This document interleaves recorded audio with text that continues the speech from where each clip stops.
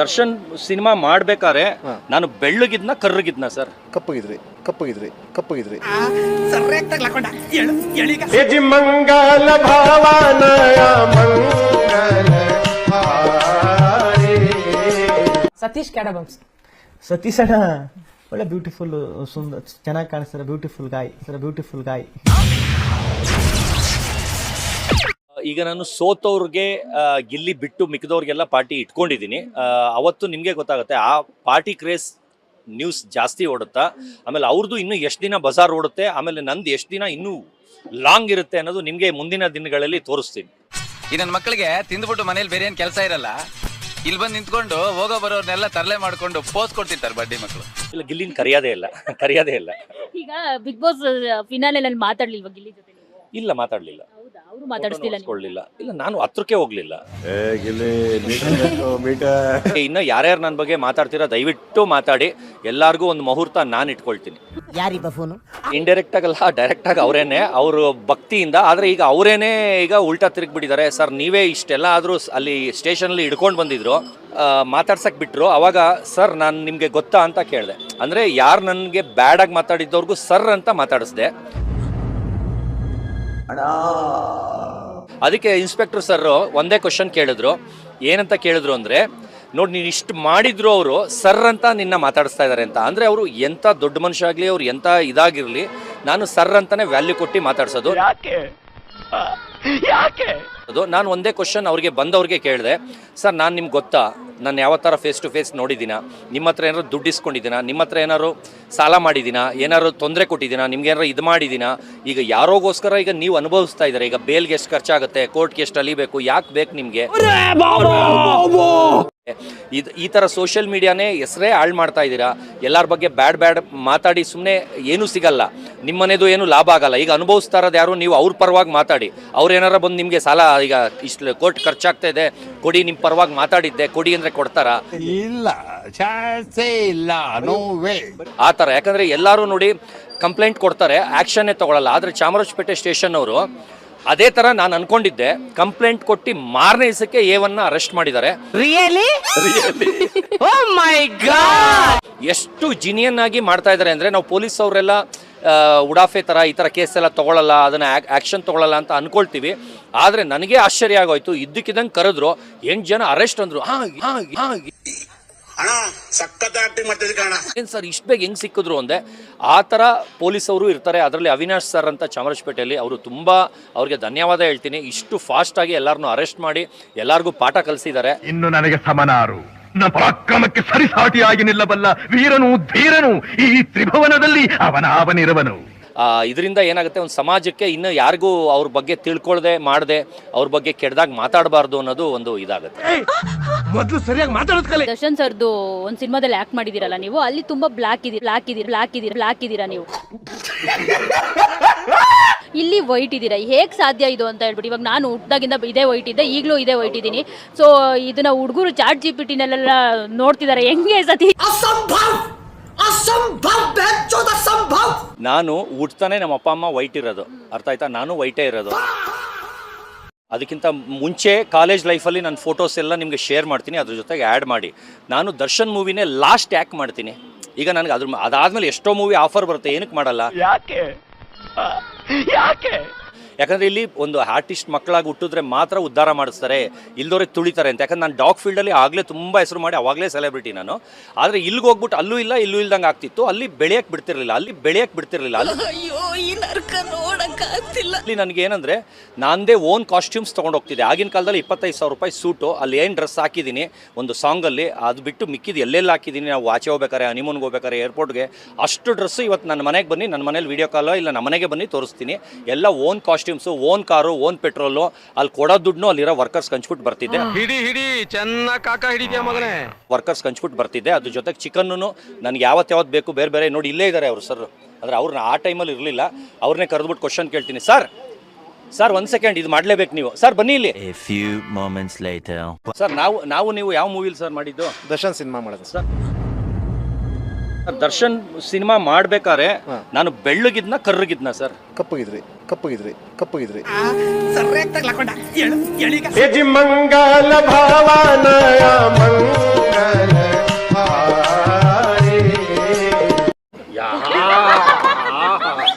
ಕಪ್ಗೆ sir sir ಕಪ್ಪಗಿದ್ರೆ ಅಂದ್ರೆ ಹೆಂಗ್ ಕಪ್ಗಿದ್ರಿ sir set ಅಲ್ಲಿ ಮೇಕಪ್ ಮಾಡಿದ್ರು ಸರ್. ಸೆಟ್ ಅವ್ರು ಮೇಕಪ್ ಮಾಡಿದ್ರು. ಎಸ್ ಸರ್, ಸೆಟ್ ಅಲ್ಲಿ ಮೇಕಪ್ ಮಾಡಿದ್ದು. ಸೆಟ್ಟಲ್ ಕಪ್ಪಗ್ ಮಾಡಿದ್ ಮೇಕಪ್ ಮ್ಯಾನ್ ಇದನ್ನೇ ಕರೆಕ್ಟ್ ಕ್ಯಾಚ್ ಮಾಡಿ. ಕನ್ಫ್ಯೂಷನ್ ಆಗಿದೆ.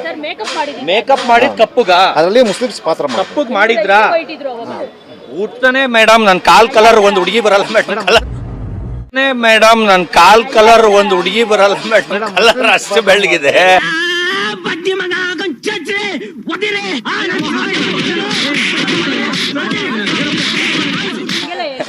ಹಂಗಲ್ಲ ಹುಡುಗಿ ಹಂಗ ಹೇಳ್ತಲ್ಲ. ಈಗ ಇಲ್ಲಿ ಬಣ್ಣ ಚೇಂಜ್ ಮಾಡಕ್ಕಾಗತ್ತಾ? ಸರ್ ನೀವು ತಮನ್ನಗಿಂತ ವೈಟ್ ಇದ್ದೀರಾ? ತಮನ್ನಗಿಂತ ವೈಟ್ ಇದ್ದೀರಾ? ಅಕ್ಕ ಎಷ್ಟು ದಿನ ಆಯ್ತಕ್ಕ ನೀನ್ ನೋಡಿ. ಹಂಗಲ್ಲ ಸರ್, ನಿನ್ಗಿದು ಬೇಕಿತ್ತ ಮಗನೇ.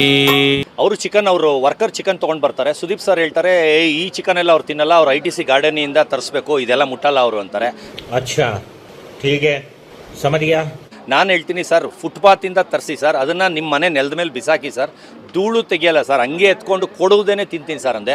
ವಾಂತಿ ಬರೋ ತರ ಇದೆ, ತಡಿಯಕ್ ಆಗ್ತಾ ಇಲ್ಲ. ಅಯ್ಯೋ ನಾವು ಡೌನ್ ಟು ಅರ್ತ್ ಇದೀವಪ್ಪ ಅಂದರು. ಆಮೇಲೆ ಸಪ್ರೇಟಾಗಿ ಸಿಗು, ನೀನು ಅರ್ಥ ಮಾಡ್ಕೊಳ್ಳೋದೇ ನಂಗೆ ಕಷ್ಟ ಆಗ್ತಾ ಇದೆ ಅಂದರು. ಆ ಲೆಕ್ಕಕ್ಕೆ ಏನು ಹೇಳಿದ್ರು ಟಾಂಗ್ ಕೊಡ್ತೀನಿ ಅಂತ. ಒಳಗಡೆ ಅಂತೂ ತುಂಬ ಟಾಂಗ್ ಎಲ್ಲ ಏನೇನೇನೇನೋ ಆಯಿತು, ಅದೆಲ್ಲ ಇಲ್ಲಿ ಹೇಳಂಗಿಲ್ಲ, ಅದು ಬ್ಯಾಕ್ ಕ್ಯಾಮ್ರಲ್ಲಿ ಹೇಳ್ಬೋದಷ್ಟೇ. ಯಾಕೆ ಯಾಕೆ 100% ಅವ್ನು ಗೆದ್ದು ಬಿಟ್ರೆ ಅವ್ನು ಕಾಲ್ ಕೆಳಗೆ ಹೋಗ್ತೀನಿ, ಕಾಲ್ ಕೆಳಗೆ ಹೋಗ್ತೀನಿ, ಕಾಲ್ ಕೆಳಗೆ ಹೋಗ್ತೀನಿ.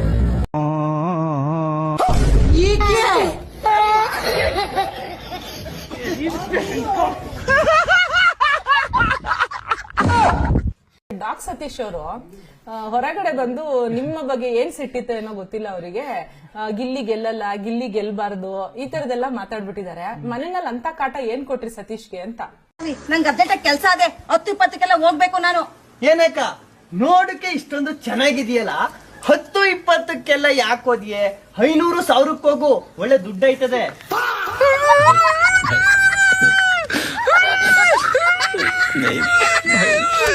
ಕಮೆಂಟ್ಸ್ ಗಳು ನಾನು ನೋಡೋದಿಲ್ಲ, ನಾನ್ ನೋಡೋದು ಶೇರ್ಸ್ ಲೈಕ್ಸ್. ನಾನೇ ಎಲ್ಲರಿಗೂ ಹೋಗಿ ಹಾರ್ಟ್ ಇಟ್ಟಿದ್ದೆ. ನಾನು ಹೇಳ್ದಂಗೆ ಇದೆ ಬರೀ ಕೈಯಲ್ಲಿ ನಾನು ಇಲ್ಲಿ ಟಾಯ್ಲೆಟ್ ಕ್ಲೀನ್ ಮಾಡಿ ತೋರಿಸ್ತೀನಿ ಅಂತ ನಾನು ಹೇಳಿದ್ದೆ.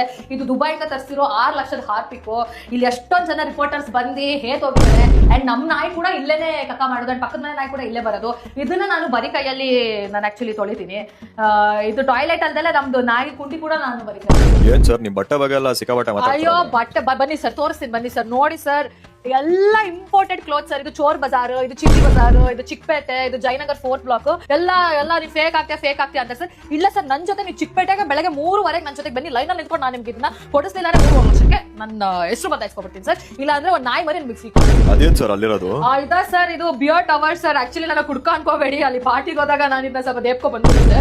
ಆಕ್ಚುಲಿ ನಾನು ಮನೆಗೇನೆ ಇಲ್ಲಿ ಬಿಯರ್ ಟವರ್ ಹಾಕ್ಸೋಣ ಅಂತ ಅನ್ಕೊಂಡಿದ್ದೆ, ಅದಕ್ಕೆ ನಾನು ಮಷಿನ್ಗಳನ್ನು ತರಿಸಿದ್ದೆ. ಅದೇ ನೋಡಿ ಸರ್, ಈ ಮಷಿನ್ ನಾನು ತರಿಸಿದ್ದೆ ಬಿಯರ್ ಹಾಕ್ಸ. ಇಲ್ಲಿ ದೊಡ್ಡ ಕಳ್ಳ ನಂದು 4 ವರ್ಷ ಆಚೆ ಚಡ್ಡಿನ ಅವನು ಕದ್ದಿ ಅವ್ನು ಹಾಕೋತಿದ್ದಾನೆ, ನಾನು ನೋಡ್ತಾ ಇದ್ದೀನಿ. ಆಕ್ಚುಲಿ ನನಗೂ ವೈಲ್ಡ್ ಕಾರ್ಡ್ ಕರೆದಿದ್ರು, ಆದ್ರೆ ನನಗೆ ಇವಾಗ ರಷ್ಯನ್ ಲೇಡಿ ಒಬ್ರು ಬರ್ತಾ ಇದಾರೆ ಇಂಟರ್ವ್ಯೂಗೆ, ಸೊ ಅದಕ್ಕೆ ನಾನು ಹೋಗಿಲ್ಲ. ಮತ್ತೆ ಏನ್ ಸರ್ ನಿಮಗೆ ಸಿಕ್ಕಾಪಟ್ಟೆ ಹುಡುಗಿಯರ್ ಫ್ಯಾನ್ಸ್? ಇಲ್ಲ ಸರ್, ನನಗೆ ಬರೀ ಆಂಟಿದ್ರ ಫ್ಯಾನ್ಸ್. ನಾನು ನೋಡಿ ಅವ್ರನ್ನೆಲ್ಲ ಆಕ್ಚುಲಿ ನಾನು ಯಾವ ಆಂಟಿನ ಎಂಟರ್ಟೈನ್ ಮಾಡಲ್ಲ, ಅವರಿಗೆಲ್ಲ ಬ್ಲಾಕ್ ಮಾಡಿದ್ದೀನಿ. ತಗೊಳ್ಳಿ ಕೇಕ್ ತಗೊಳ್ಳಿ, ನಂದು ಬರ್ಡೇ 1 ತಿಂಗಳ ಹಿಂದಿಗೆ ಮಿಕ್ಕಿದ್ದು. ಯಾಕಂದ್ರೆ ನಾನು 25 ಅಡಿ ಕೇಕ್ ಮಾಡಿಸಿದೆ. ಇಡೀ ವರ್ಲ್ಡ್ ಅಲ್ಲಿ ಯಾರೋ ತರ ಕೇಕ್ ಮಾಡಿಸೇ ಇರಲಿಲ್ಲ. ಅದು ಕೇಕ್ ತರ, ಆದ್ರೆ ಕೇಕ್ ಅಲ್ಲ, ಅದು ಮುಂದೆ ಇದ್ದೀರಾ ಅರ್ಧ ಕೆಜಿ ಕೇಕ್ ಇತ್ತು. ತಗೊಳ್ಳಿ ಯಾರು ತಗೊಳ್ಳಿಲ್ಲ. ನೋಡಿ ಸರ್, ಈ ವಾಚ್ ನನ್ನ ಫ್ರೆಂಡ್ 35 ಲಕ್ಷ ಕೊಟ್ಟು ತಗೊಬಂದಿರೋ ವಾಚ್ ಇದು. ನೋಡಿ ಇನ್ನು ಹೊಸದಾಗಿದೆ ನೋಡಿ, 100 kg ಬೆಲೆ ಬಾಳೋ ಒಂದು ಚಿನ್ನದ ಚೈನ್ ಕೂಡ ನನ್ನ ಕತ್ತಿಗೆ ಹಾಕಿದ್ರು. ಅದು ಸ್ವಲ್ಪ ಅಡ ಇಟ್ಟು ಬಂದಿದ್ದೀನಿ, ಸ್ವಲ್ಪ ಬರ್ಡೇ ಚಾಲ ತೀರ್ಸ. ಇದು ಆಕ್ಚುಲಿ ಶಾರುಖ್ ಖಾನ್ದು ಪುಂಗಿ ಮೂವಿಗೆ ನನಗೆ ಕರೆದಿದ್ರು, ಚೀಫ್ ಗೆಸ್ಟ್ ಆಗಿ ನನಗೆ ಕರೆದಿದ್ರು. ನನಗೆ ಕರ್ದಿ ನಾನು ಸುಮ್ಮನೆ ಅಲ್ಲಿ ಇದ್ದೆ ಅಂದಿದ್ದಕ್ಕೆ ಆ ಟೀಮ್ ಗೆಲ್ತು ಅಂತ ಅಂದಿದ್ದಕ್ಕೆ. ಇಲ್ಲಿ ನೋಡಿ ಸರ್, ಬನ್ನಿ ಸರ್, ಫೋಕಸ್ ಮಾಡಿ ಸರ್. ಇಲ್ಲಿ ನೋಡಿ ಸರ್, ಉಪೇಂದ್ರ, ಶಿವಣ್ಣ, ಗಣೇಶ್, ಡಾಲಿ ಧನಂಜಯ್, ದುನಿಯಾ, ಕಿಚ್ಚ ಸುದೀಪ್ ಅವರು ಬೇಡ ಅಂದ್ರೆ ನನಗೆ ಆಟೋಗ್ರಾಫ್ ಹಾಕಿ ನನಗೆ ಕೊಟ್ಟರು ಸರ್. ಸೊ ಇದೇ ಖುಷಿಗೆ ನಾನು ಇಡೀ ಸ್ಯಾಂಡಲ್ವುಡ್ಗೆ ಒಂದು ಲೋಕಲ್ ಬಾರಲ್ಲಿ ಕರ್ಕೊಂಡು ಹೋಗ್ಬಿಟ್ಟು 60-65 ಲಕ್ಷ ಸ್ಪೆಂಡ್ ಮಾಡಿ ಅವ್ರಿಗೆ ಪಾರ್ಟಿ ಮಾಡಿದ್ದೀನಿ ಸರ್. ಅದು ನನ್ನ ಇಲ್ಲಿ ನೋಡಿ, ಮದ್ವೆ ಗಂಡು ಹೆಣ್ಣಿನ ಹೆಸರು ಎಷ್ಟು ಚಿಕ್ಕದಾಗ ಹಾಕಿದ್ದಾರೆ. ನನ್ನ ಹೆಸರು ನೋಡಿ ಗಿರೀಶ್ ಕೋದಂಡರಾಮ ಅಂತ ಎಷ್ಟು ದೊಡ್ಡದಾಗ ಹಾಕ್ತಿದ್ದಾರೆ. ಬಾಯ್ ಶೇಕ್ ಎಸ್ಪೆಷಲಿ ನನ್ನ ಮುಖ ಇಟ್ಟು ಹ್ಯಾಂಡ್ ಮೇಡ್, ಇದೆಲ್ಲ ಒರಿಜಿನಲ್ ಬಟ್ಟೆ ಸರ್, ಒರಿಜಿನಲ್ ಕೂದಲು, ಒರಿಜಿನಲ್ ಕಣ್ಣು, ಬಾಯಿ ನನಗೆ ಕೊಡ್ಬೇಕು ಅಂತ ನನ್ನ ಫೇಸ್ ಇಟ್ಟು ಮಾಡೋದು. ನೋಡಿ ಸರ್, ನಂದು ವಿಡಿಯೋ ಮಾಡಿದವರೆಲ್ಲ ನನಗೆ ಸಾರಿ ಕೇಳಿದ್ದಾರೆ. ಇಲ್ಲಿ ನೋಡಿ ಧನ್ರಾಜ್ ನೋಡಿ, ಇಲ್ಲಿ ನೋಡಿ ಸಾರಿ ಕೇಳಿದ್ದಾರೆ. ನೋಡಿ ಕಾಣಿಸ್ತಿದ್ಯಾ? ಮತ್ತೆ ಅದ್ಯಾವುದೋ ಅವಳು ಯಶಸ್ವಿನಿ ಅಂತ ಇಲ್ಲೇ ಗಾಂಧಿ ಬಜಾರ್ ಅಲ್ಲಿ ಅವಳು ನನಗೆ ಸಾರಿ ಸರ್ ಅಂತ ಕೇಳಿದ್ದಾರೆ. ಈಗಲೇ ಕಾಲ್ ಮಾಡಿ ತೋರಿಸ್ತೀನಿ.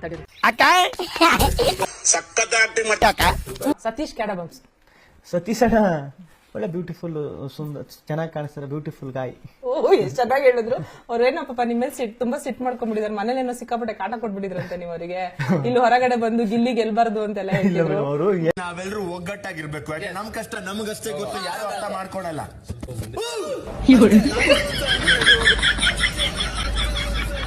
ಏನೋ ಒಂದು ಹೇಳ್ತಿದ್ರಲ್ಲ, ನನ್ ಕೌಂಟರ್ ಕೊಡ್ತಿದ್ದೆ ಅಷ್ಟೇ.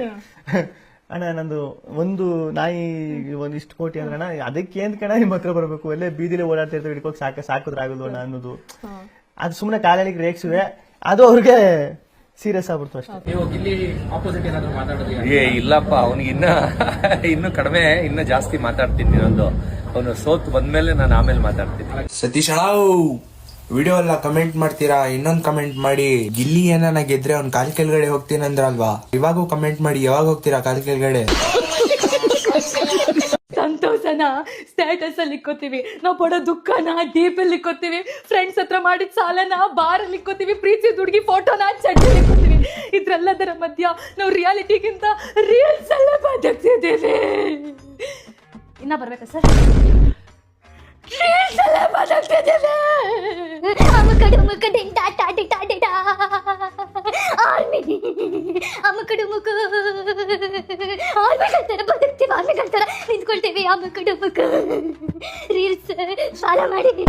ಹೌದು, ನಂದು ಇಡೀ ಸಂತೋಷನ ನಾವು ಬರೀ ಸೋಷಿಯಲ್ ಮೀಡಿಯಾಗ ಮಾತ್ರ ಮೀಸಲಿಟ್ಟಿದೀವಿ. ಮುಂಚೆ ನನಗೆ 43 ಜನ ಫಾಲೋವರ್ಸ್ ಇದ್ರು, ಇವಾಗ 43,000 ಫಾಲೋವರ್ಸ್ ಇದಾರೆ. ನಾನು ಬರೀ ಫೋಟೋ ತೆಗಿಬೇಕಾದ್ರೆ ಮಾತ್ರ ನಗಾಡೋದು, ಇಲ್ಲಾಂದ್ರೆ ನಾನು ಬಾಯೇ ಬಿಡಲ್ಲ. ಆಮೇಲೆ ಮತ್ತೆ ನಾನು ಹಾಡು ಹೇಳ್ಬೇಕಾದ್ರೆ ಮಾತ್ರ ಬಾಯ್ ಬಿಡೋದು. ಹೇಳ ಆಗ್ತಿಲ್ಲ, ಎಮೋಷನಲ್ ಆಗ್ತಿದ್ದೀನಿ. ಹೌದು, ದಿನ ವ್ಲಾಗ್ಸ್ ಮಾಡ್ತಾ ಮಾಡ್ತಾ ಬೆಳಗ್ಗೆ ಇದ್ ಮಾಡೋದ್ರಿಂದ ಹಿಡಿದು ಇದ್ ಮಾಡೋ ತನಕ ನಾವ್ ಏನೆಲ್ಲ ಮಾಡ್ತೀವಿ ಅಂತ ತೋರಿಸ್ಕೊಂಡು ಅರಚ್ಕೊಂಡು ನಮಗೆ ವ್ಯಾಲ್ಯೂ ಇಲ್ದಿರೋ ಲೈಫಿಗೆ ವ್ಯಾಲ್ಯೂ ಕಳ್ಕೊಂಡ್ಬಿಟ್ಟಿದೀವಿ. ಇನ್ನ ಆಳ್ಬೇಕಾ? ಸೋಷಿಯಲ್ ಮೀಡಿಯಾ ರೀ, ನಾನು ನಿಮಗೆ ಅವತ್ತೇ ಹೇಳಿದ್ದೆ ತಾನೇ ನನಗೆ ಫೋನ್ ಕೊಡಬೇಡಿ ಅಂತ.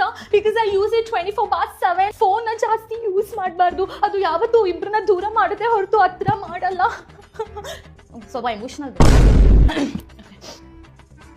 ಇಂಟರ್ನೆಟ್ ನಮ್ಮನ್ನ ಹಾಳು ಮಾಡಿದೆ. ಈ ಇಂಟರ್ನೆಟ್ ಅನ್ನೋ ವಿಷಯದಿಂದ ನಾವು ಜೀವನ ಮಾಡೋದನ್ನೇ ನಿಲ್ಲಿಸ್ಬಿಟ್ಟಿದ್ದೀವಿ.